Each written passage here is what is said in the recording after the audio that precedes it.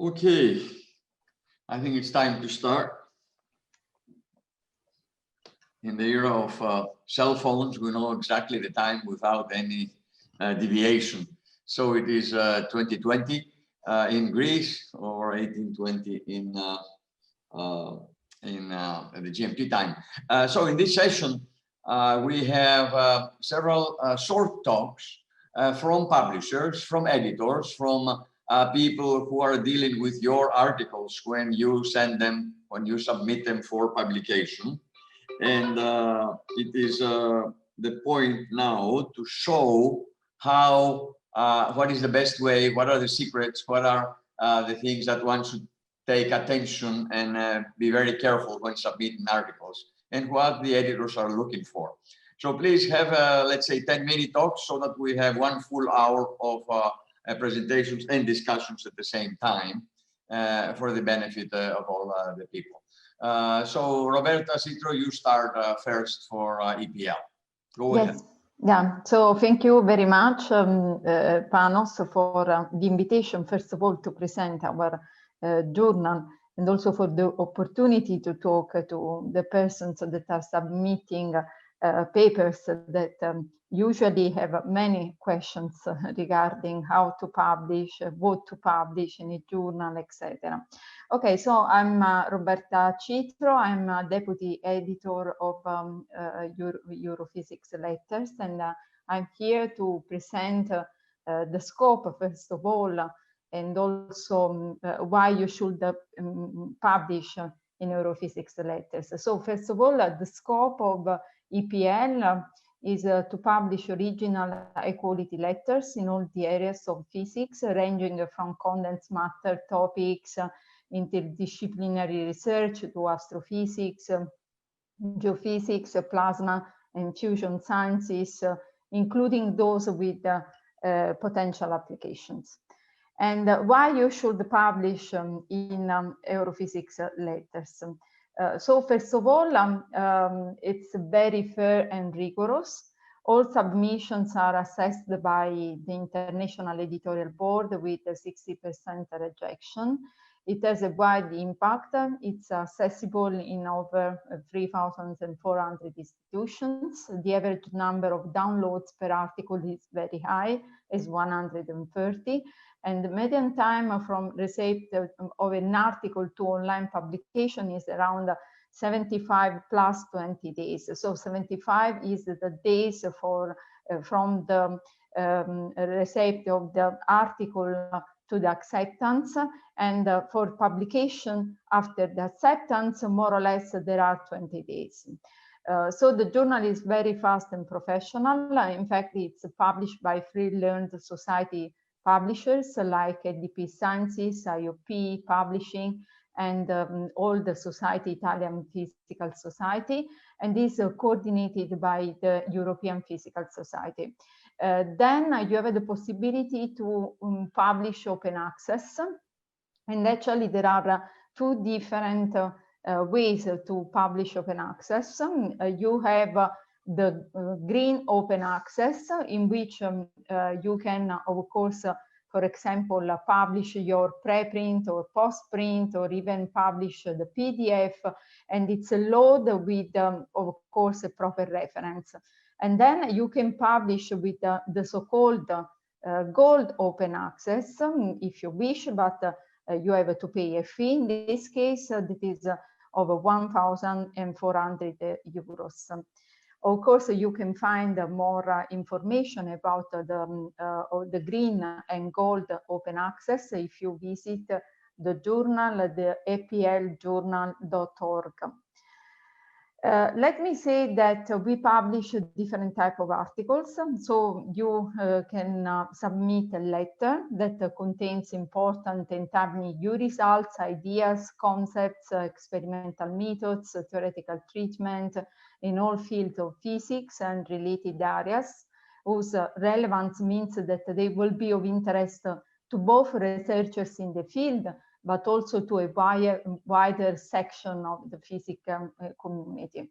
Then we publish perspectives that are commentaries by some leading researchers in a variety of different topics within the scope of EPL, aiming to highlighting the impact, progress, and wider implications of the research field.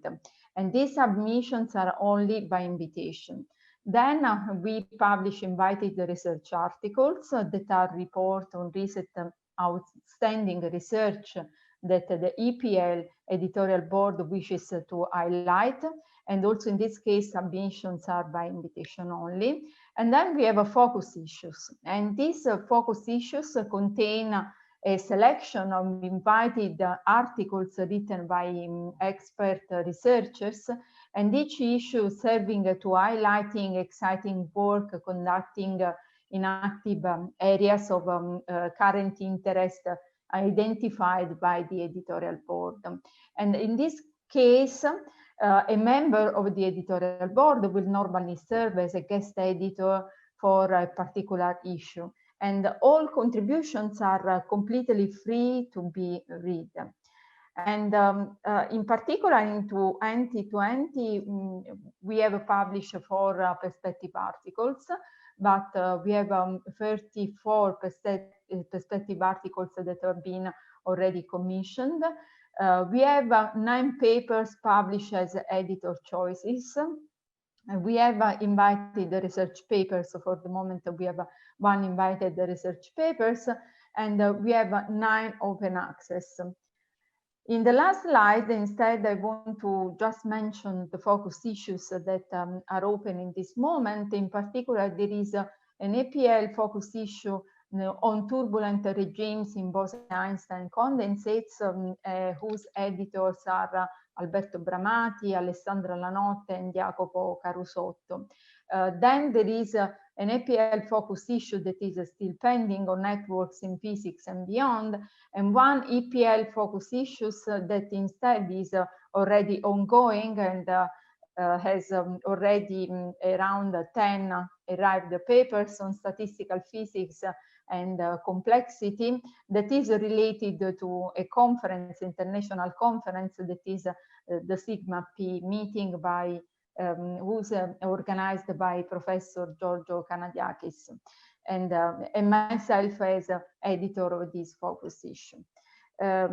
So I don't have much more to show, but just I would like to remind you our website, that is epljournal.org, where you can find all the information regarding the submission. So usually the submission is very simple. You need just to send the LaTeX plus the figures to the office, so by web, simply by email, and then all the process will start. And that's it. I don't have much more to tell. If there are questions, you can make questions, of course, or you can make questions after all the other presentations, as you wish. Yes, it is. Thank you very much, Roberta. It is better, I think, to have the full cycle of all presentations of Complexity Journal as well, and then we can have a discussion to any of you that people may want to ask questions. So okay, can we proceed, please, to the next talk, the next presentation by Mrs. Hannah Chapman. I think you can, let me see. Hello. Yeah, can you share yeah. screen?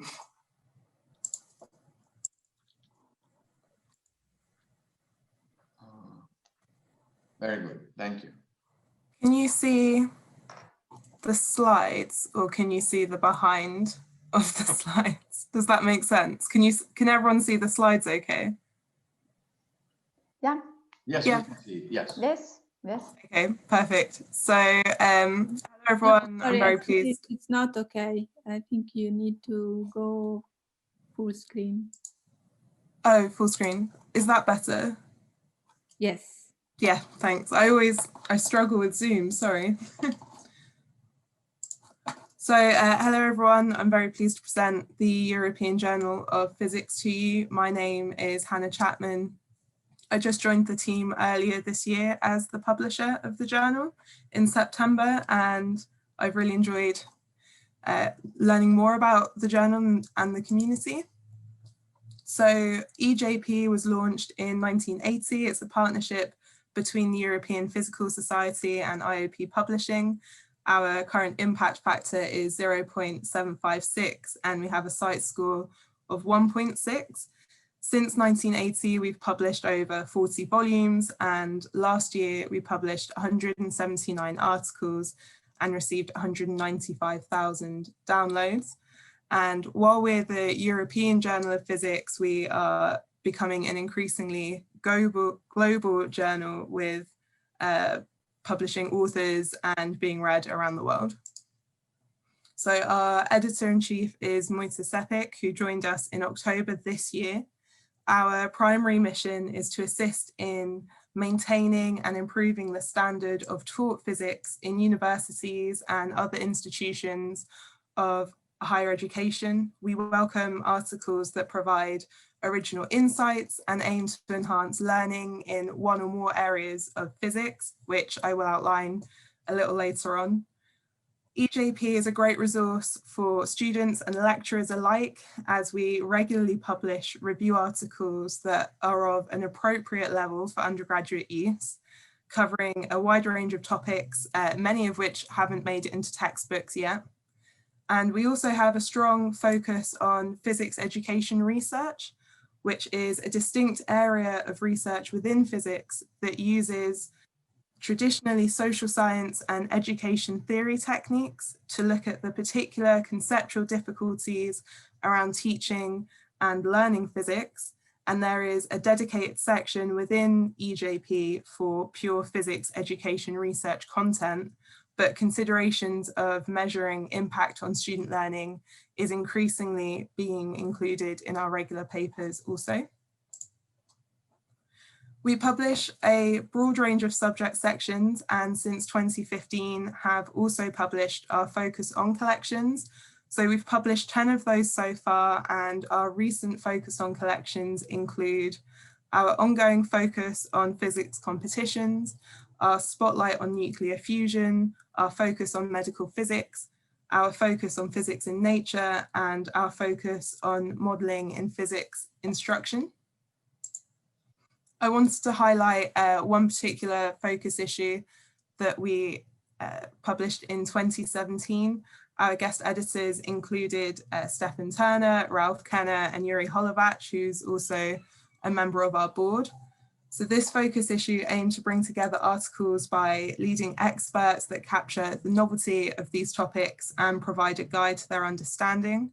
The contributions help to shape the teaching of complexity science at the higher education level and facilitate communication and the sharing of ideas between physicists and scholars in other fields.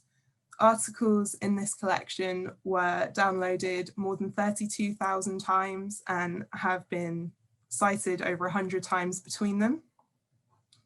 Contributions included a review from our guest editors that reviews complex systems from a physics point of view and how they differ from traditional physics disciplines, utilizing hot topics such as societal dynamics and the science of cities.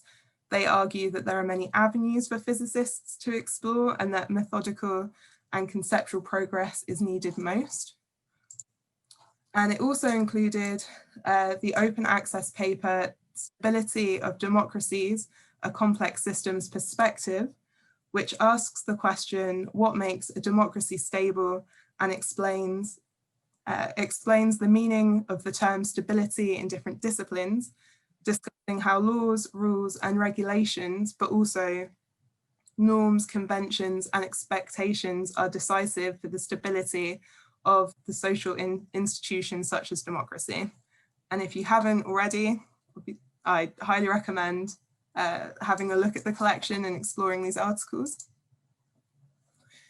EJP is a hybrid journal, so this gives the authors the option to publish either on a green or gold subscription model.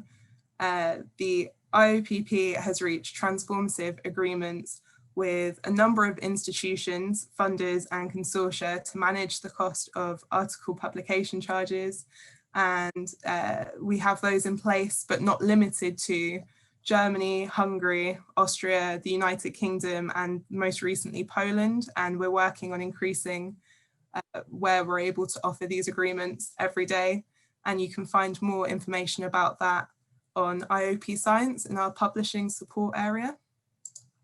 And if you're interested in discussing the possibility of publishing in EJPLE, please don't hesitate to contact me, and I look forward to hearing from you. Thank you. Thank you very much, Hannah. Thanks. Thank you. We go on with the next presentation, that being by Mr. Ian Trotter, who will give us some more information about more specialized journals, right on complexity. While the EPL is a general physics journal that covers all areas of physics, complexity is a new journal when complexity science came about, and it fits right smack in our area. So let's see some details. Please, Mr. Trotter, can you take 15 minutes? Perfect, thank you. Yes, I should probably you can share screen, yes. Fantastic. So I probably won't take the full time. Likewise, am I showing the correct screen, or am I? Ian, if you hit display settings at the top, yeah, and then you can change. Okay, thanks, Hannah. That's all right. There we go. Yep. Okay. Yep. Perfect. Okay, brilliant. Yeah, thank you everybody, and particularly so yeah, as Panos mentioned, my name is Ian Trotter. I'm the publisher for I'm a publisher at IB Publishing. So I'd like to thank the CCS committee for giving me the chance to present JP's Complexity, which is our new interdisciplinary open access journal, as Panos mentioned, which aims to publish the most exciting and significant work across all areas of complex systems and networks. So hopefully some of you may be already aware of JP's Complexity, but I'm just going to give you a brief introduction.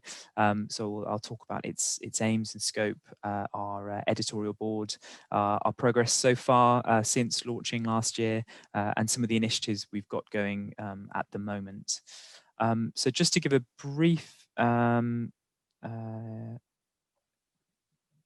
introduction to IP Publishing first, just to give some context. We are owned by the Institute of Physics in the UK, and all of our profits as a company are invested into the Institute, helping to support their efforts in research, education and outreach around the world. So as a company, we are embedded within the community as much as possible. We publish almost 100 journals, quite a few of which now are in partnership with other societies, and these include titles like Journal of Physics A, our mathematical and theoretical physics journal, New Journal of Physics, our first broad scope OA journal, which we published with the DPG in Germany, and EPL, which Roberta presented earlier, which we obviously published with a couple of other learned societies in Europe. And through these existing journals, we've got a strong history as a company of working with the complex systems community. But we recognized that as the field was developing its own distinct identity, it was really important for us to offer a standalone place to bring together researchers from all sorts of backgrounds who were working on complexity. So in recognition of this, our scope explicitly includes a huge wide range of fields across the physical, biological and social sciences. That's a non-exhaustive list that we've got up, with the unifying point really, as hopefully is clear, being the complexity science approach to studying all of these different areas.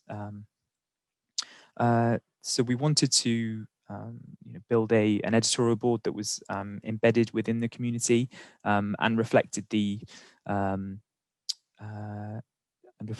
full width and diversity of topics and people within the community. So our founding editor-in-chief is Professor Ginestra Bianconi from Queen Mary University of London.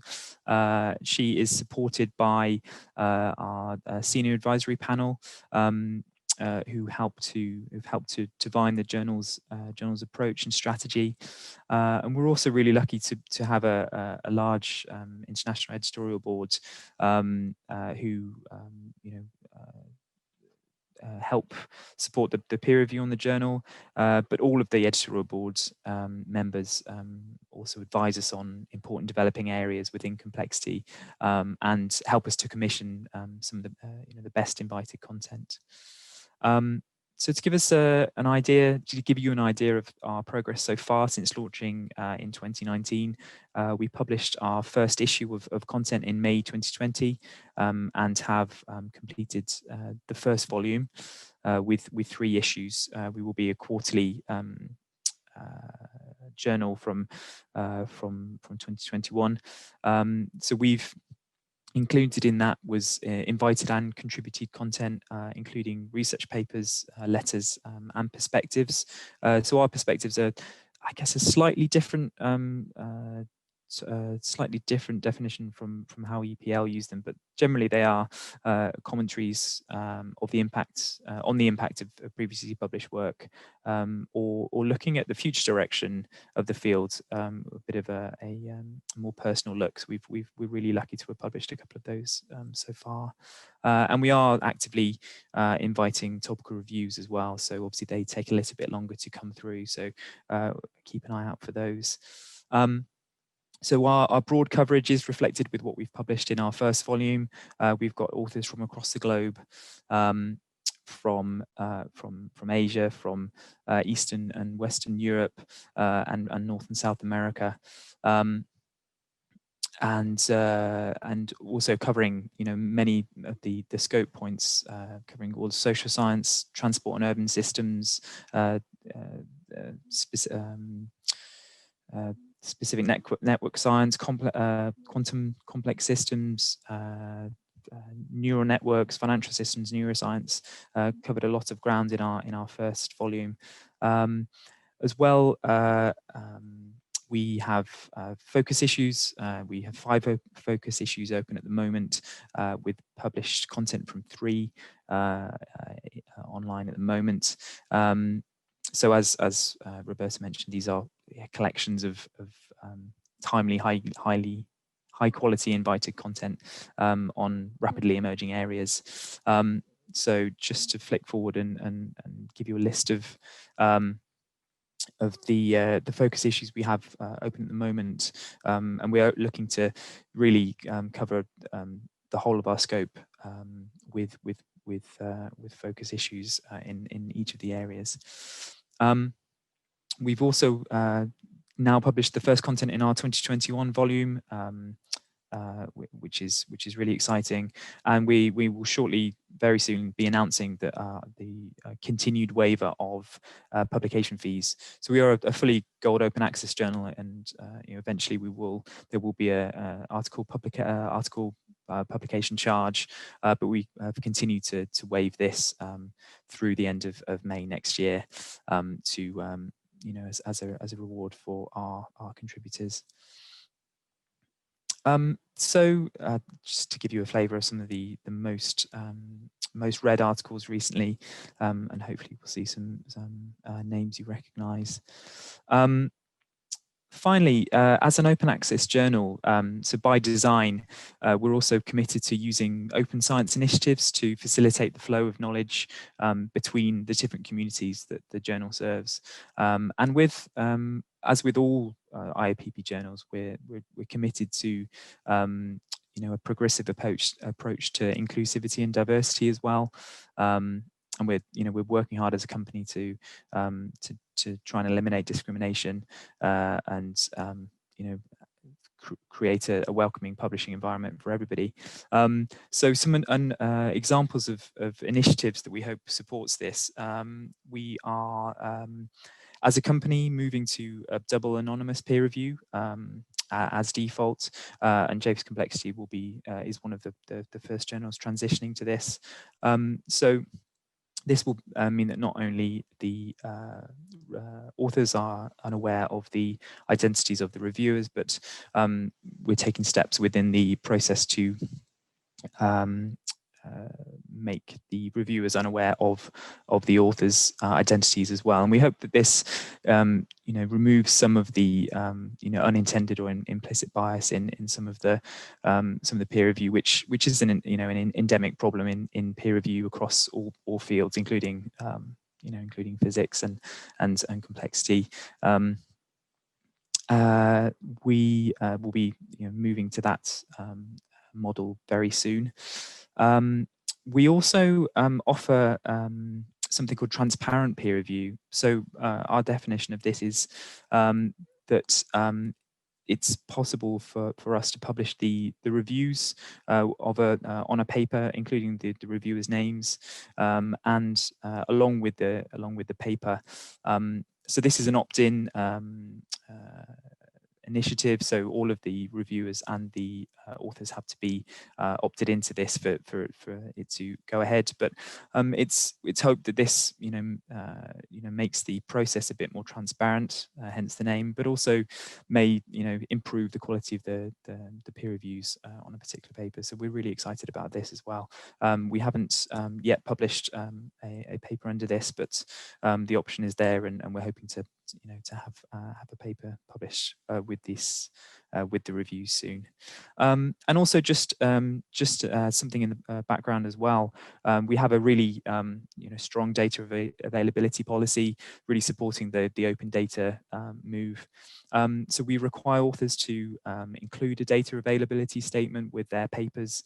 So this can be hopefully will be a statement of where if and where the data that was used to create in the creation of the work is available, and if it's not available for whatever reason, to state that as well. So hopefully that's having that onus on the authors to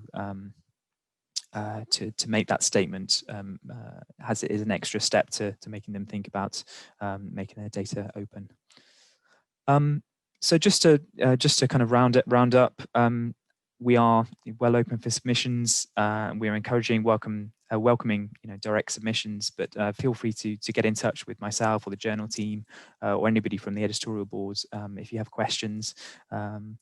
The first volume is online and obviously open access for everybody to read, so we would encourage you to do that. Issue 1 of 2021 is now open as well.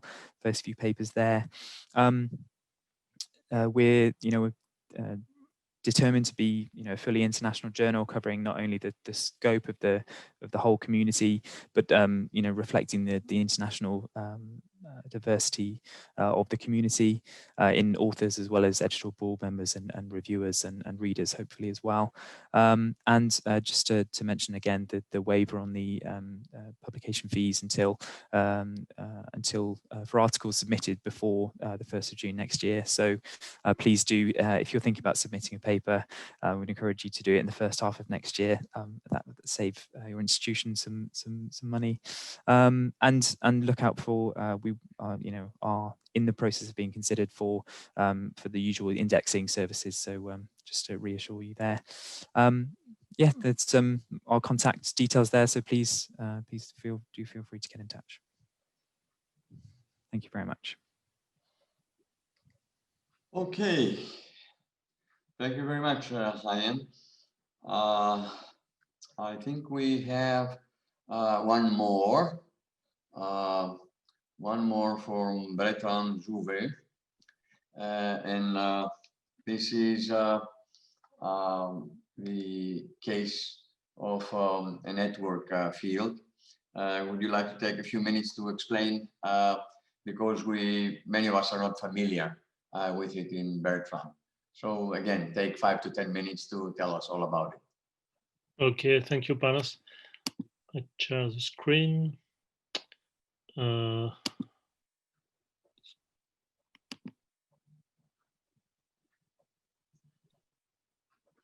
PCI project. Yeah. Yeah. Is it okay? Yes, we can see. Okay, thank you. So, sorry. So the peer community in network science is a project inside a bigger project, which is called the Pci Project. It's a free recommendation process of preprint and published scientific papers based on peer reviews. So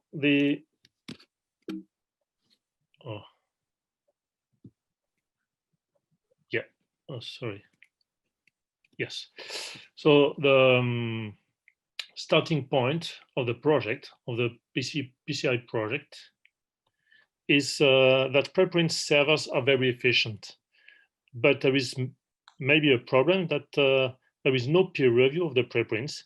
So it's necessary to improve the preprint servers by providing quick, open, and free preprint evaluations. And it's what the PCI project do. In the PCI project, you have 12 PCIs, each of one in a scientific field. You have a PCI in evolutionary biology, in paleontology, etc. And the last one, here, it's the peer community in network science. What is a peer community? A peer community, for instance, a peer community in network science, it is a managing board of 11 researchers that accept to manage the PCI for 2 years. So they validate the recommendation, they verify that there is no non-conflict of interest, etc., etc. You have here 86 recommenders, and we want to go up to 200 or more. 86 recommenders. What is a recommender? A recommender is a colleague who accept to handle a submitted preprint. And it's like an associate editor, in fact. And you have international reviewers. A reviewer is anyone contacted by a recommender to review a submitted preprint. And so what we produce in the PCI, we produce recommendation and reviews associated to preprints. And to review paper, we want that the data, the scripts, and the codes are available. And we have in the back office of the PCI network science, we have the PCI administration of the whole project. We can give advice, answer to questions, etc., etc. Practically, when you submit a preprint, here you can see my cursor on the slide. Yeah, I'm not sure. Okay, so you submit a preprint to the PCI, and if the preprint is interesting for one recommender, he can decide to handle the preprint and to begin the process of reviewing. And he proposed the paper to review to 2 or more reviewers. And at the end of the process, if the paper, the preprint, is accepted for recommendation, you have a recommendation online, free, and the reviews. And it's very important to understand that when you have the recommended preprint, you can keep the preprint like that, and it's a citable preprint with a DOI, and you can also submit the preprint to the journal, a classical journal. Here you have the web page of the peer community network science. So to submit a preprint, you just have to click to the button submit a preprint. It's very easy. some statistics on the PCI project. A lot of institutions support the PCI project. We have some here, but there is a lot of more. In the PCI project, we have what we call friendly journals.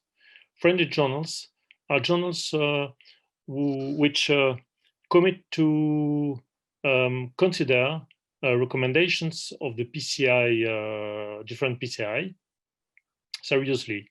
And even they can consider the reviews of the PCIs as reviews for their process. So we have more than 35 journals, friendly journals. And you can see here some examples, for instance, of ecology letters for this paper using connectivity to identify climatic drivers of local adaptation. You have a note which indicates that the manuscript has undergone open peer review, accessible here, and it's the internet address of the PCI Evolbiol. We have the support of learned societies, more than 14 learned societies, and we have the support of about 20 doctoral schools. So don't hesitate to register on the PCI Network Science webpage, and you can become a recommander. Don't hesitate to submit your preprints to the PCI Network Science. And if you are an editor of a journal, suggest that your journal become a friendly journal. And maybe about CCS support to the PCI Network Science. Remind that everything is free, and the process is generally very quick. Thank you. Okay, thank you very much. Indeed, for many of us, PCI network is a new idea. So I'm sure there will be some questions and some chatting and discussion. I think we are done with the formal presentations. We have over 20 minutes, 25 minutes, I would say, that people can ask questions. So please feel free to ask any kind of questions, whether it is for the European Physical Journals or Complexity or the PCI network. You can either turn on your mic or you can use the chat service and you can write your question and I will read it off.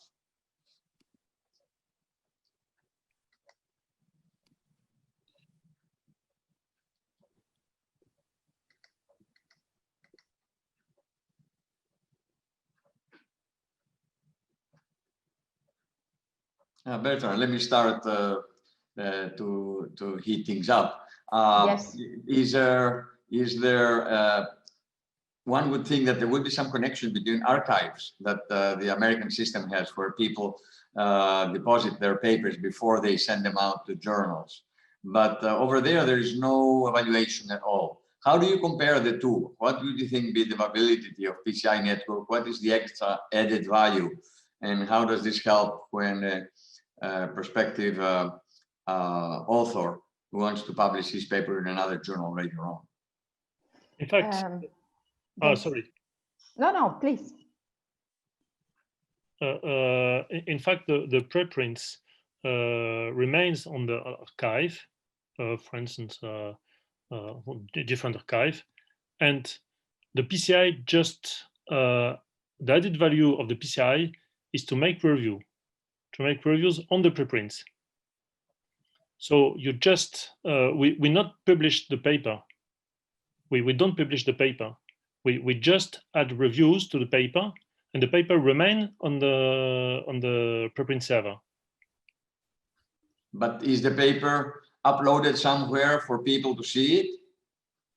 No. Never. No. Not at any stage. No, it remains on the server, or preprint server, and is available. It is available for everyone on the preprint server. And what we produce on the PCI, it's the recommendation and the reviews. Yes. And you have an hyperlink to the paper on the preprint server. It's a different idea, really. It's a different idea from what we're used to. Did you mention how long has this effort been going on? Sorry? I said, did you mention for how long time? When did it start out? For the PCI project? Yes. The first PCIs was born in 2017. And the PCI network science, it just born in the autumn 2020. So it's very recent. Yes, yes. Yeah. Interesting. Interesting, very interesting, yes. Have to give it some time to see how people adopt it and how it goes around in the community. Yes, then in that sense, it's very different than the archives that we have in the US. Very, very different. Yeah. A totally different idea, yes. Initially, I thought they would be equivalent, or that Europe is trying to do something equivalent to the American system, but really it is not. So, I would like to ask a question to Bertrand. So, Bertrand, I would like to know if I understood well. Am I allowed to upload a paper on archive and then to contact the PCI telling them, I want you to review my paper?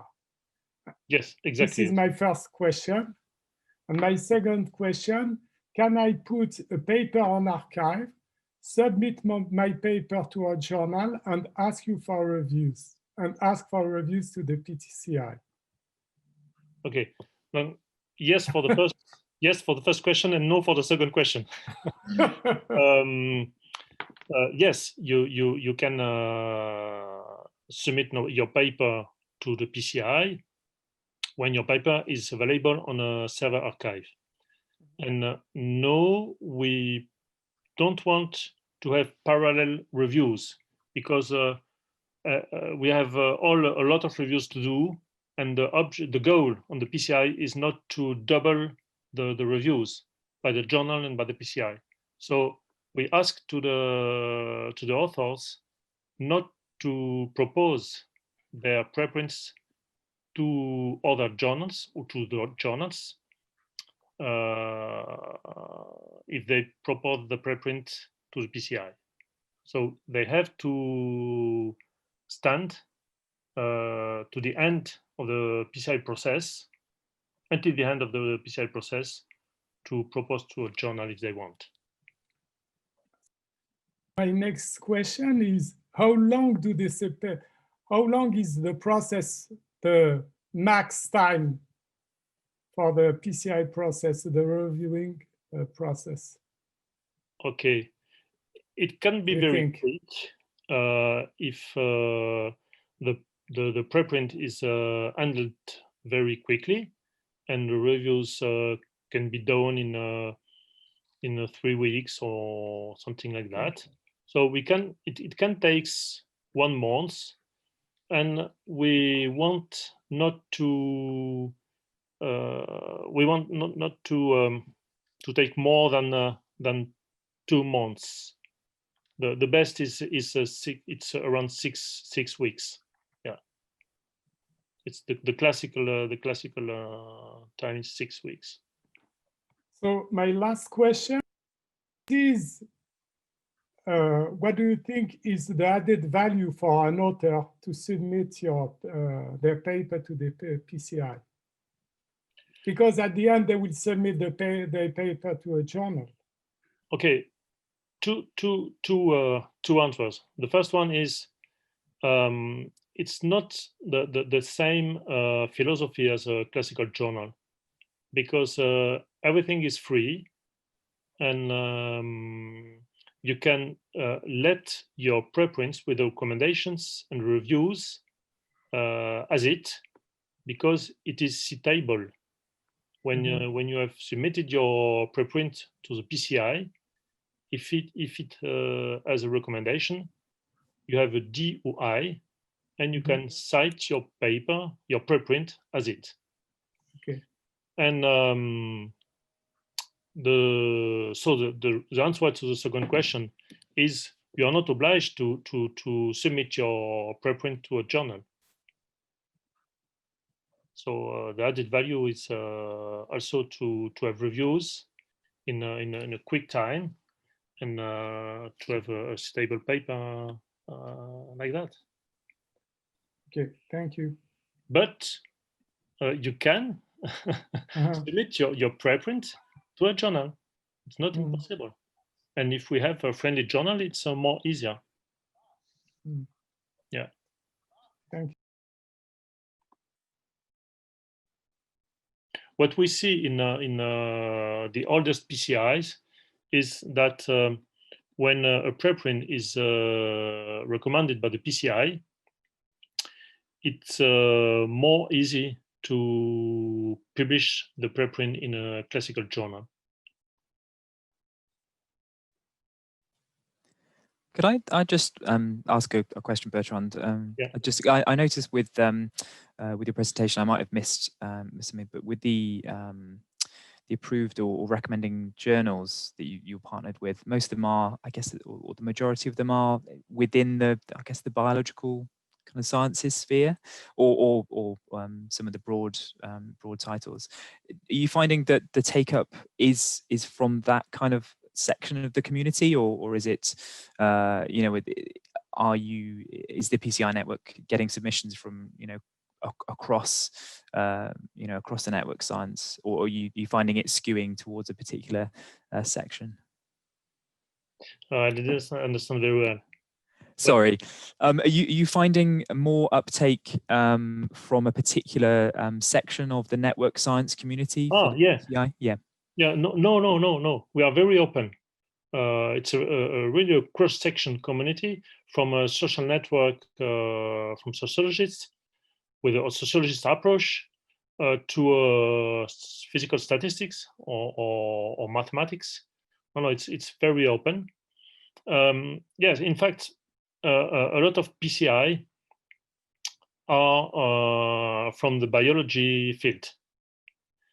Because it begins here in the biologic field, but now you have also a paleontologist PCI, and forest. I can't remember the name exactly. Forest something PCI, etc. Yeah. No. It's a transversal. PCI, yeah. Sounds really interesting. I'll definitely look into it. I have one question. So I don't understand very well this peer review process, if it's equivalent or similar to the one of a journal. So are the comments of the referee, public if they suggest rejection, or can they suggest modification to the paper? So how is this managed, or is just a comment on a piece of paper and just saying yes or no in some sense?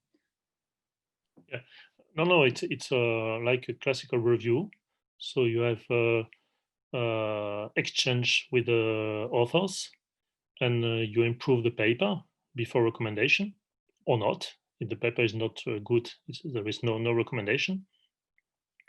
And the reviewers can be anonymous or not, have the choice. And the reviews and the recommendation, it's a small text written by the Recommander. That is equivalent. The Recommander is equivalent to an associate editor. So a small text that presents the paper and the interest of the paper. But it's like a classical review, process. Yeah. It's not just yes or no.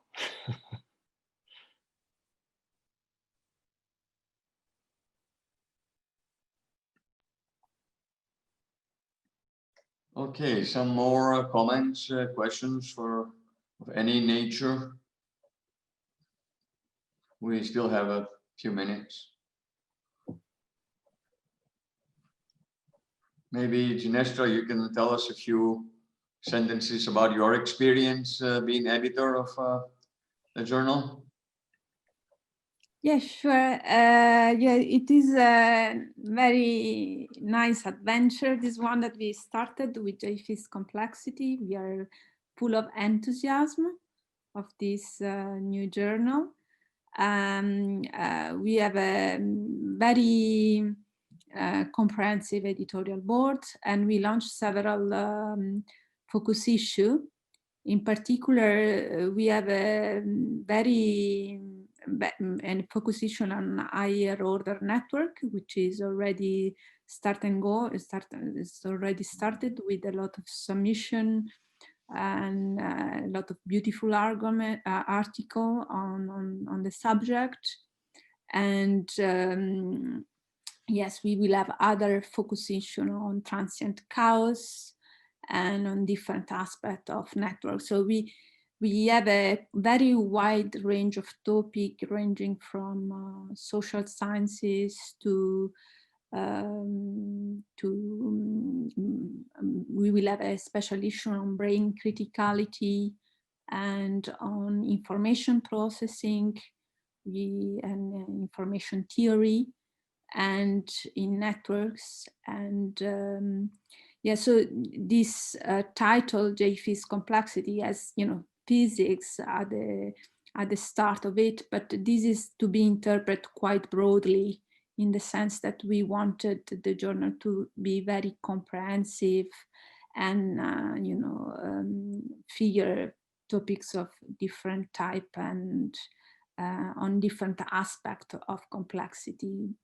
And yes, so I think it's an excellent venue. So we are waiting for your excellent submission. And yes, so I hope we will shape this journal together, reflecting the aspect of network science. Yes. And to do all these fabulous jobs that you mentioned, can you estimate what percentage of your time, what percentage of your effort does an editor like you have to devote? Is it a Yes, full-time job? Is it half-time job? I mean, people yes. in the community should have a feeling, if they are to consider, you know, these situations, of what does it involve, really. It's very practical, but very necessary, very needed. Yeah, no, I think it's a kind of work that I do with a lot of pleasure. I mean, it's not in our academic works that are things that it's connected with administration, but this is really connected with research, and is very fascinating because you see, you know, you discuss about topics that are interested for the community.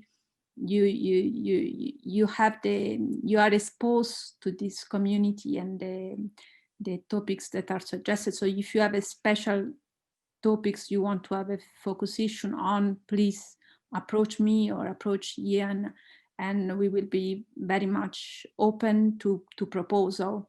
And because of course it's the community that shapes a journal like that. May I? Yes, go ahead. Yes, so I wanted a little bit to answer your question, how many time it takes. You know, starting a journal is having a baby. You know, you want to let him grow, and you are trying to help a community to show what they are doing. So it's a job. It's a job. It's also a job. That's and I really understand what Genesra is going through right now, but it's you cannot do it if you don't want really to improve the visibility of your community, I would say. Voilà. That's really she's very dedicated doing that. So. Okay. We still have a few minutes, so any other people, comments, ideas, questions?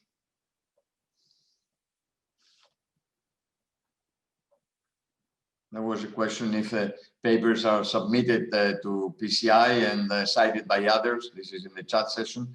Does PCI become a de facto traditional journal? Is that what it is intended? And Bertrand, maybe you can expand on this a minute. Yes, answer in the chat. No, in fact, because we don't publish any paper. We just publish the recommendation and reviews, and the preprint remains in the preprint server.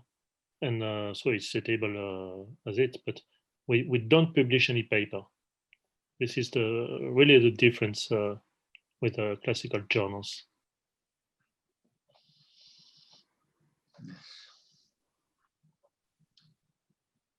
So so Bertrand, so it's the reviews that have the DOI within the PCI rather than the paper itself, is it? Yeah, in fact, it's a package. So you have the recommendation and the 2 reviews or 3 reviews, and this is a package which has a DOI. Yeah. Okay. Yeah, I think that's something similar. The transparent peer review that we run, we do with Publons. They publish the reviews, and I think that there is a DOI with that package of reviews. So they don't offer the peer review that the PCI do, but I think it's a similar model to the actual publication and the DOI with the package there. So that's interesting. Yeah, nice. Yeah, I think we have to go toward that. In fact, to publish open reviews and yeah.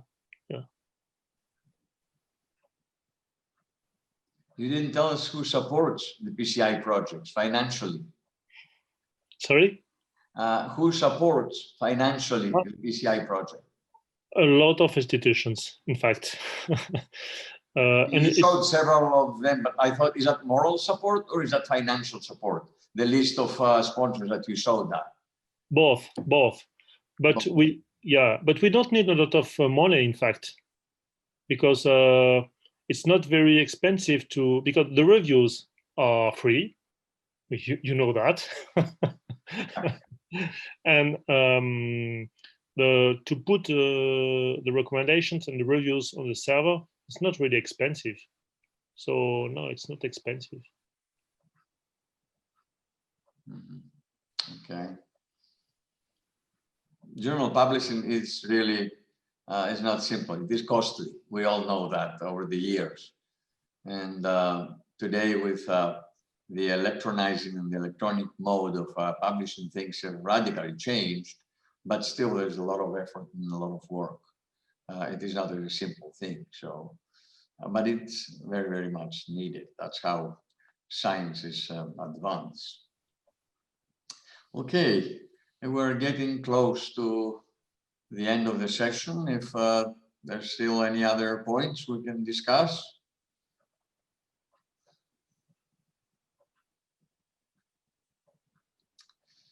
I just wanted to apologise, Panos. Sorry, I have been informed that my slides weren't showing correctly, so I do hope that people have the information. But the complexity website has all of the information that I was going to run through. So yeah, please or let me know if there's any particular information that would be.